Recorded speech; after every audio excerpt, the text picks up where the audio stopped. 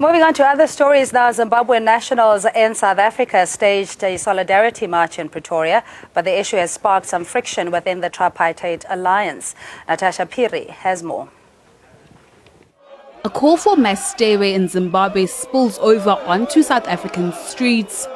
Scores of protesters march on to the Zimbabwean embassy in Pretoria. Their unified cry: an end to corruption and economic instability in their home country.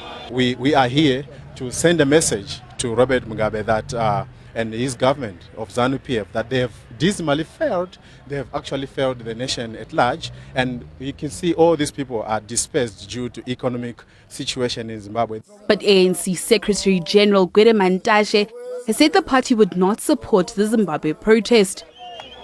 He maintains it would destabilize the country, also alleging that sponsored elements are seeking a regime change.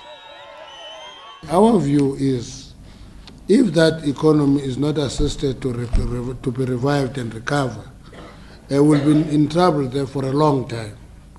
But that should never give a license to regime change elements to revive restlessness in Zimbabwe. But this sparked friction in the tripartite alliance. South Africa's biggest labor federation, Cosatu, has lent its support to the cause. We offer solidarity to the people of Zimbabwe, the workers of Zimbabwe, but a program will be discussed by the leadership of the two countries in due course. Cosatu relates to the ZCTU, which is a trade union movement, and at times there will be difference of perspective. But the most important thing is we stand on the side of the issues that we believe represent the genuine aspirations of workers and the people of Zimbabwe. The Zimbabwean protesters have welcomed support from Cosatu and expressed disappointment at the ANC's stance. Well, I have only one word for Gwede Mantashe. He is so out of order. He is far from the reality. He cannot sit in his air-conditioned house and speak that kind of nonsense.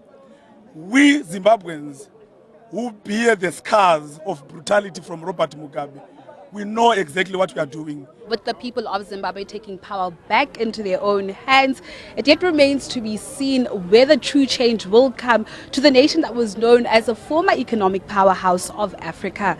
For NN7 News, I'm Natasha Piri. Tshwane. The rage in Zimbabwe is percolating swiftly into South Africa. Zimbabwean nationals living in the country today protested in Cape Town and Pretoria against human rights violations in their country. Under the banner of #Tajamoka movement, protesters picketed outside the Zimbabwe consulate in Cape Town. NN7 correspondent Kevin Brunt compiled this report. The protesters are demanding, among other things, that President Robert Mugabe steps down. They say Mugabe failed his country's citizens on the unemployment question, claiming that his 2 million jobs election promise in 2013 has come to naught. That Robert Gabriel Mugabe steps down with immediate effect. Yes. Yesterday.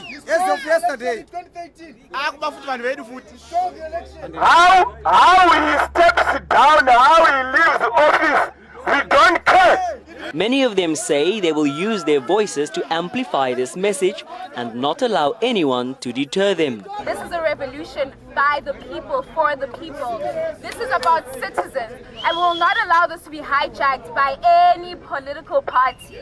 We're going to keep on pushing this movement till Mugabe gives up, till Mugabe steps down, because you know that if he silence, Mugabe is going to go one by one, door by door, to search for our guys and start to disappear them.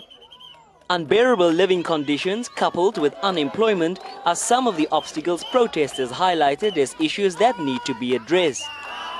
I'm so proud and I'm so happy that everyone has come together for once. I'm prouder now than ever to be a Zimbabwean.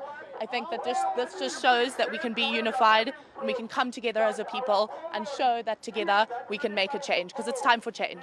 Protesters vow to continuously speak out at President Robert Mugabe's governance style until the situation in that country has been resolved.